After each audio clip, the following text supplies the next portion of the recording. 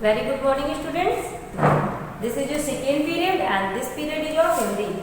Okay, and today this is your Hindi language turn. So take out your Hindi language book, Swaranjali Hindi Vyakaran, and open up the page number 45-46.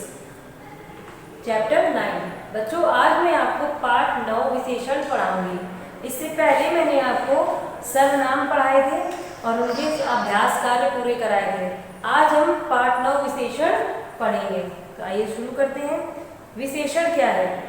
विशेषण अर्थात विशेष। ठीक है, विशेषण में क्या होता है? विशेष, विशेषण बनता है विशेष शब्द। विशेष का मतलब होता है कोई स्पेशल चीज होना, कोई अलग होना। ठीक है, तो जब हमें संज्ञा या सर्वनाम की या किसी व्यक्ति, वस्तु, स्थान की किसी विशेषता के बारे में पता चलता है तो वे क्या कहलाते हैं? वे शब्द जो इन विशेषताओं का बोध कराते हैं उन्हें हम विशेषण कहते हैं। परिभाषा में इसकी इस प्रकार लिखते हैं कि संज्ञा या सर्वनाम शब्दों की विशेषता बताने वाले शब्दों को विशेषण कहते हैं। संज्ञा या सर्वनाम की विशेषता बताने वाले शब्दों को विशेषण कहते हैं। ठीक है, जैसे उदाहरण के लिए मैंने यहाँ पर लिखा राम बुद्धिमान है। ठीक है, तो राम बुद्धिमान है अर्थात राम की विशेषता है कि वे बुद्धिमान है। तो यहाँ पर विशेषण क्या हो गया? बुद्धिमान। विशेषण से ऐसे किसी भी वस्तु, व्यक्ति, स्थान की रूप, रंग, आकृति, दशा, गुण, दोष आदि से होता है। ठीक है, अर्थात लंबा, मोटा, नाटा, ये शब्द क्या है? ये शब्द विशेषण है जो किसी की विशेषता बताते हैं। ठीक है,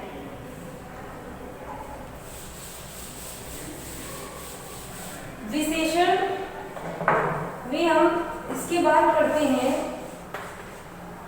दो प्रमुख शब्द होते हैं, एक तो विशेषण मैंने आपको बता दिया और दूसरा होता है विशेष। एक विशेषण और दूसरा विशेष। तो अब हम विशेष के बारे में जानेंगे। जैसा मैंने आपको पहले बताया कि विशेषण क्या है? वे शब्द जो विशेषता बताते हैं। संज्ञा या सर्वनाम की विशेषता बताने वाले शब्द विशेषण कहलाते हैं, अर्थात रंग, रूप, दशा, आकृति। लेकिन वे शब्द जिनकी विशेषता बताई जाती है वे क्या कहलाते हैं? विशेष। अर्थात जिन शब्दों की विशेषता बताई जाती है वे विशेष कहलाते हैं। जैसे मैंने लिखा था राम बुद्धिमान, तो राम शब्द क्या हो गया? कौन बुद्धिमान है? राम, यानी राम विशेष है। और राम की विशेषता क्या है? कि राम बुद्धिमान है। ठीक है, जैसे चालाक, लोमड़ी, लोमड़ी चालाक है, तो चालाक उसका क्या हो गया? उसका गुण हो गया। तो लोमड़ी चालाक है, तो चालाक क्या हो गया? विशेषण हो गया। और विशेष क्या हो गया? लोमड़ी। ठीक है, ऐसे ही आगे जैसे कोयल काली है, तो काली अर्थात उसका रंग हो गया। कोयल कैसी है? काली, तो काली शब्द हो गया विशेषण और विशेष क्या हो गया? कोयल। ठीक है, तो विशेष से और विशेषण, विशेष वे शब्द होते हैं जिनकी विशेषता बताई जाती है और विशेषण वे शब्द होते हैं जो हमें विशेषता बताते हैं। आगे बढ़ते हैं और अब जानते हैं विशेषण के भेद। बच्चों, विशेषण 4 प्रकार के होते हैं। ठीक है, विशेषण 4 प्रकार के होते हैं। ठीक है, 4 भेद हैं।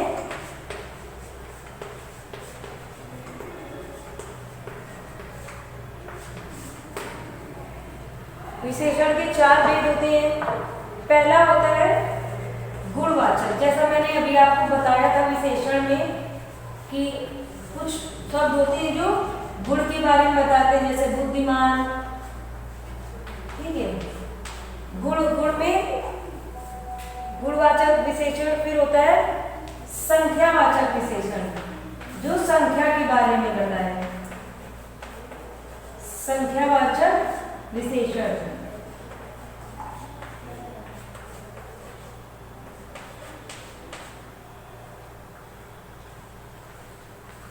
फिर एक परिमाणवाचक विशेषण। परिमाणवाचक विशेषण। और संकेतवाचक विशेषण। संकेतवाचक विशेषण।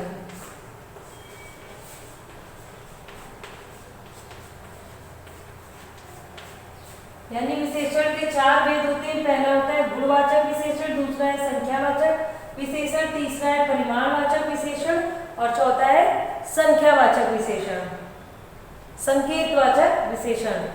तो अब हम इनके बारे में डिटेल से जानते हैं। तो गुणवाचक विशेषण क्या है? गुण, ठीक है, अर्थात किसी की अच्छाइयाँ या बुराइयाँ दोनों ही इसमें आते हैं। तो जो शब्द संज्ञा या सर्वनाम शब्दों के गुण, दोष, रंग, स्थान तथा स्वाद आदि का बोध कराते हैं उन्हें गुणवाचक विशेषण कहते हैं। जैसे क्या करते हैं? सर्वनाम शब्दों के गुण, दोष, रंग, स्थान तथा स्वाद का बोध कराते हैं। ठीक है, तो ये क्या करते हैं? गुण, दोष, रंग, स्वाद, ठीक है, आदि का बोध कराते हैं या स्थान आदि का बोध कराते हैं। तो वे क्या कहलाते हैं? गुणवाचक। उदाहरण के लिए जैसे मैंने आपको बताया था राम बुद्धिमान है, तो इसमें बुद्धिमान शब्द क्या हो गया? बुद्धिमान विशेषण है और विशेषण का कौन सा प्रकार है? वो गुणवाचक, क्योंकि वो राम की गुणों के बारे में बता रहा है। ठीक है। सोहन मूर्ख है, तो यहाँ पर विशेषण क्या है? मूर्ख। सोहन कैसा है? मूर्ख है विशेषण, और विशेषण का कौन सा रूप है? गुणवाचक, क्योंकि उसके दोष के बारे में बता रहा है। कोयल काली है, तो कोयल का रंग के बारे में बता रहा है काली, अर्थात काली शब्द क्या है? गुणवाचक विशेषण है। ठीक है। दूसरा है संख्यावाचक विशेषण। संख्यावाचक विशेषण जो संख्या के बारे में बताया, जैसे 1, 2, 3, 4 ये संख्याएं हैं, तो जब संख्या के बारे में बताता है तो वो क्या होता है? संख्यावाचक विशेषण। जैसे मेरे पास 2 कलमें हैं, तो कितनी कलमें हैं? कलम अर्थात पेन, और पेन संख्या शब्द होगी और इसकी विशेषता क्या बता रहे? कितनी है? 2। तो इसे क्या कहते हैं? संख्यावाचक विशेषण। ठीक है।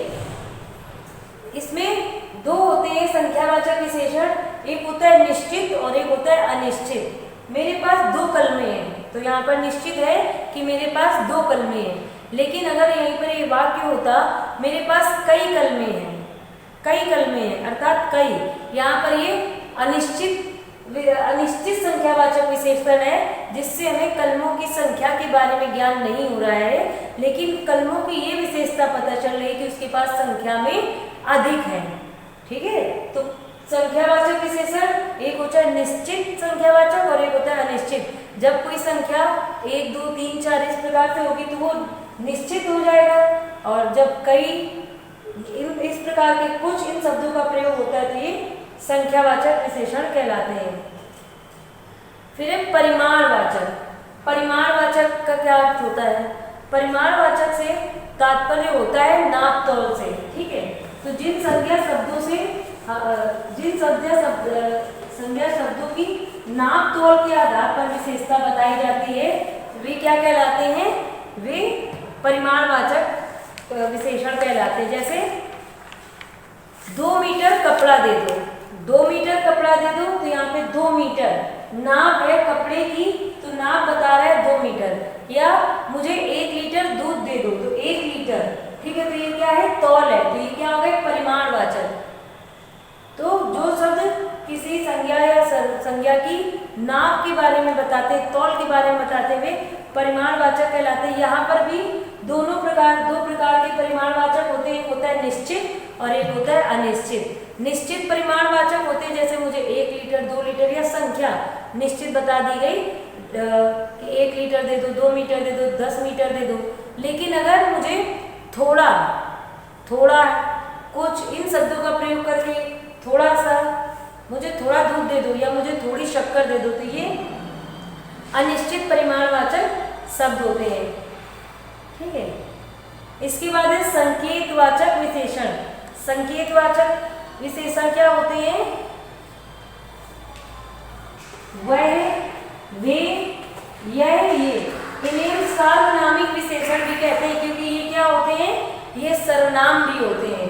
ठीक है, तो जो संकेत करते हैं, अर्थात जब हम संकेत से किसी चीज को बताते हैं तो हम जिन शब्दों का दर्शाने के लिए उस संज्ञा को संकेत देने के लिए जिन शब्दों का प्रयोग करते हुए संकेतवाचक कहलाते हैं। जैसे वह मेरी पुस्तक है, तो वह मेरी पुस्तक है, यहाँ पर हम संकेत से बता रहे हैं, यानी यहाँ पर वह शब्द क्या हो गया, संकेतवाचक विशेषण हो गया।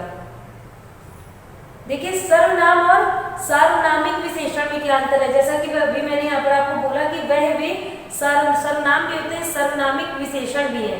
यहाँ पर अंतर यह होता है कि संज्ञा के स्थान पर प्रयुक्त शब्द को सर्वनाम कहते हैं, परंतु जब सर्वनाम शब्द संज्ञा के पूर्व आकर संज्ञा की विशेषता बताते हैं तो वे सार्वनामिक विशेषण कहलाते हैं। इसे मैं आपको एक उदाहरण से समझाती हूँ।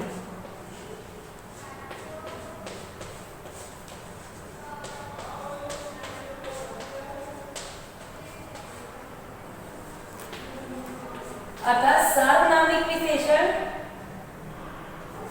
और सर्वनाम में अंतर है। जब हम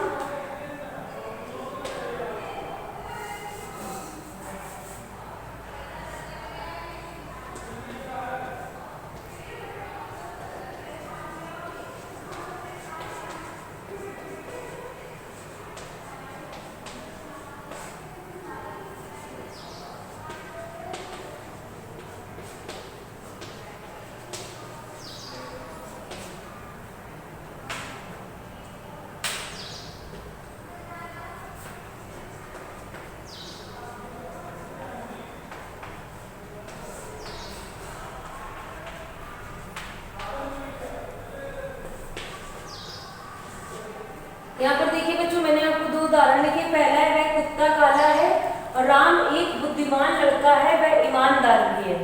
ठीक है, तो सार्वनामिक विशेषण और सर्वनाम में क्या अंतर है। सार्वनामिक विशेषण संज्ञा शब्द के पहले आकर उसके बारे में बताते हैं। जैसे वह कुत्ता काला है, तो यहाँ पर वह क्या है, सार्वनामिक विशेषण है, क्योंकि ये कुत्ता शब्द अर्थात ये संज्ञा के पहले आया है, तो ये सार्वनामिक विशेषण है। ठीक है, ये संकेत दे रहा है इसके बारे में, ये संज्ञा के पहले आया है। और यहाँ पर राम एक बुद्धिमान लड़का है, वह ईमानदार है, तो ये वह शब्द किसके स्थान पर आया है, संज्ञा के स्थान पर आया है। और संज्ञा के स्थान पर प्रयुक्त शब्दों को हम सर्वनाम कहते हैं। ठीक है, इसी तरह से संख्यावाचक व परिमाणवाचक शब्दों में अंतर होता है। संख्यावाचक और परिमाण, संख्या जब हम किसी की गिनती कर सकते हैं, ठीक है, काउंटेबल, ठीक है, तो जब हम गिनती कर सकते हैं तो संख्यावाचक विशेषण है। और जबकि परिमाणवाचक विशेषण भी होते हैं जिनकी हम नाप तौल सकते हैं, लेकिन उन्हें हम गिन नहीं सकते हैं। ठीक है, तो उन्हें हम नाप कर तौल कर उनके बारे में उन्हें मापते हैं। ठीक है, अब इसके बाद बच्चों मैं आपको विशेषणों की रचना के बारे में बता रही हूँ कि कुछ ऐसे शब्द होते हैं जिन्हें हम, कुछ तो शब्द ऐसे होते हैं जो मूल रूप से विशेषण होते हैं, वहीं कुछ ऐसे होते हैं जिनमें कुछ उपसर्ग या प्रत्यय जोड़कर हम क्या करते हैं, विशेषणों की रचना कर सकते हैं।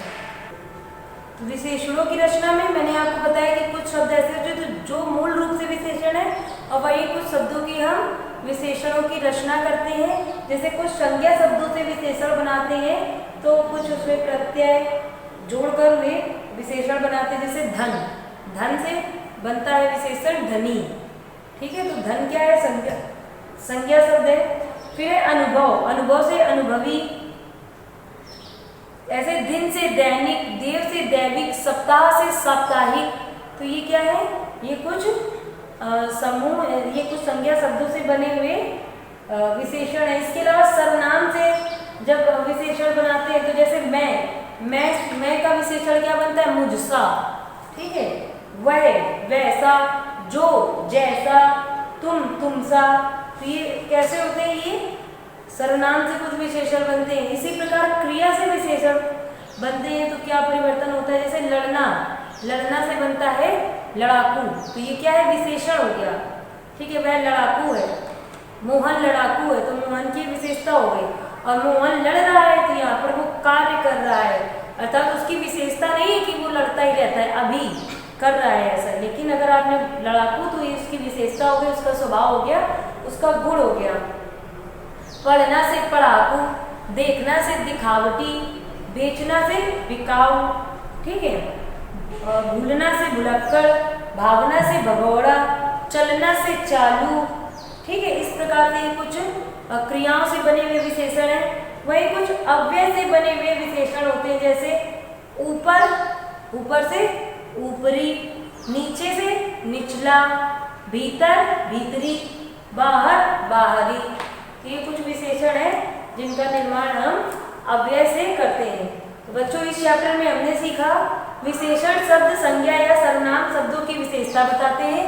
विशेषण शब्द संज्ञा या सर्वनाम की विशेषता बताते हैं। विशेषण वे शब्द होते हैं जो विशेषता बताते हैं, वहीं विशेष वे शब्द होते हैं जिन शब्दों की विशेषता बताई जाती है। विशेषण के 4 भेद हैं: गुणवाचक विशेषण, संख्यावाचक विशेषण, परिमाणवाचक विशेषण और संकेतवाचक विशेषण। सार्वनामिक विशेषण को संकेतवाचक विशेषण भी कहते हैं, जैसा कि मैंने आपको बताया था। और सार्वनामिक विशेषण और सर्वनाम में अंतर होता है, दोनों एक नहीं है, ठीक है। संख्यावाचक विशेषण का प्रयोग उन संज्ञा शब्दों या सर्वनाम के लिए किया जाता है जिनकी गणना की जा सके। जैसा कि मैंने आपको बताया था काउंटेबल, जिनको गिन सकते हैं उन्हें हम, उनके पहले हम संख्यावाचक विशेषण लगाते हैं, और जिन्हें हम गिन नहीं सकते हैं उन्हें हम नापते तोलते हैं, तो वो परिमाणवाचक विशेषण कहलाते हैं। सो स्टूडेंट्स आते हैं हम अपनी एक्सरसाइजेस पे। यहाँ पर आपको कुछ लिखित प्रश्न दिए गए हैं, जैसे आपको विशेषण की परिभाषा लिखी, मैंने आपको बता दिया है। परिमाणवाचक और संख्यावाचक विशेषण में क्या अंतर है, इस प्रकार से कुछ प्रश्न पूछे गए हैं। तो इन प्रश्नों के उत्तर मैंने आपको बताए हैं अभी परिभाषाओं में। आप पहले स्वयं इन्हें पढ़ेंगे, रफ कॉपी में लिखने का प्रयास करेंगे, आपको बुकलेट में इनके उत्तर मिल जाएंगे। आपको अभ्यास कार्य स्वयं करना है, और अभ्यास कार्यों का मिलान मैं आपकी अगली कक्षा में करा दूंगी, ठीक है। तो यहाँ पर आपका पाठ 9 समाप्त होता है। तो आपका होमवर्क है पाठ 9 विशेषण पुनः पढ़ें और परिभाषाएं याद करें और समस्त अभ्यास कार्य पूरे करें। Okay, so students that's enough for today. We will meet again in our next class. Till then complete your all work. Okay, thank you, bye bye.